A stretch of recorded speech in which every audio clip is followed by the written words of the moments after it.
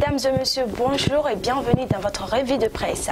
Bonjour Abi. Bonjour Aïni. Ça va, tu vas bien? Oui, tout va bien. La forme? Oui, ça va, alhamdoulilah. D'accord. Aujourd'hui, nous allons commencer avec une actualité ressortie des l'indépendant concernant le Mali, c'est-à-dire le Mali entre crise diplomatique et quête de souveraineté. Effectivement, 18 août 2020, 18 août 2022. 2 ans que des militaires réunis au sein du Comité national du salut du peuple ont parachevé la lutte du M5-RFP en renversant le défunt président Ibrahim Boubacar Keïta et son régime.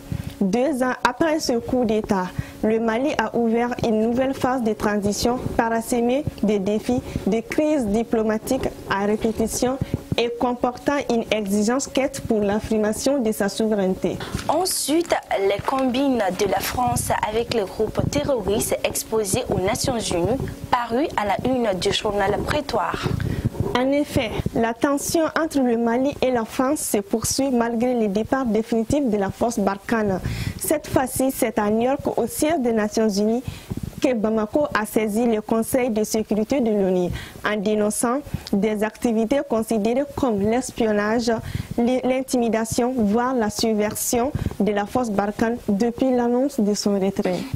Toujours dans le Prétoire, cette fois-ci à Kouroué-Malé, la douane a saisi 145 briques de cocaïne.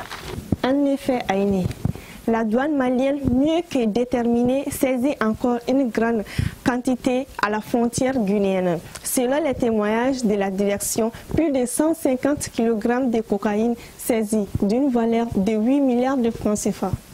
À présent, nous nous penchons vers le domaine de la santé, principalement la santé sexuelle et reproductive.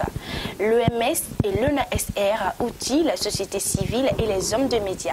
Le bureau de l'Organisation mondiale de la santé, l'OMS, au Mali en partenariat avec l'Office national de la santé de reproduction, l'UNHCR organise du 15 au 19 août 2022 à Fana un atelier de renforcement de communication sur la santé sexuelle et reproductive dans le contexte du Covid-19 dans les communautés à risque au Mali. Nous allons clôturer avec la page sportive.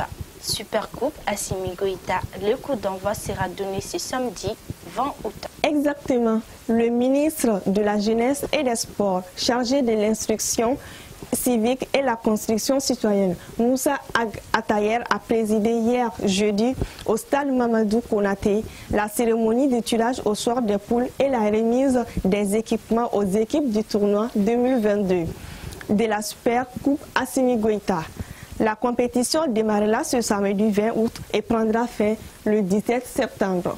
Ainsi prend fin cette revue de presse. Je vous donne rendez-vous pour une prochaine. D'ici là, portez-vous bien et surtout restez connectés sur Ota TV.